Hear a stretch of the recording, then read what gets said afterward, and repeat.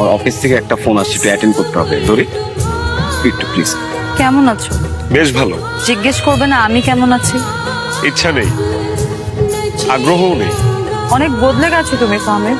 মানুষ মরে গেলে পচে যায়, আর বেঁচে থাকলে বদলায়, কারণে অকারণে বদলায়। আমাদের ঝগড়ার কিছুদিন পরে আমি জানতে পেরেছিলাম যে ওই মেয়েটার সাথে তোমার কোনো সম্পর্ক ছিল না। এরপর তারপর আপনি আমাকে অনেক খুঁজেছেন কিন্তু পান। ফাহমিদ, ওই দিনের জন্য আই এম রিয়েলি সরি। আমি এখনো তোমাকে ভালোবাসি। লজ্জা লাগে না? ভালোবাসা মানে কি একজন আরেকজনের উপর দায়বদ্ধতা, সুখ দুঃখ ভাগাভাগি করে নেয়। আরে কি বলি, এইসব ছিটে ফোটাও তো আপনার মধ্যে নেই। ফাহমিদ প্লিজ আমাকে বোঝার একটু চেষ্টা করো।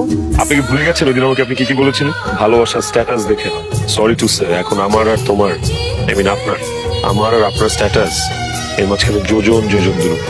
আমি আর ওই ফাহমিদ নাই যে ফাহমিদকে আপনি রাস্তায় ফেলে চলে গেছেন।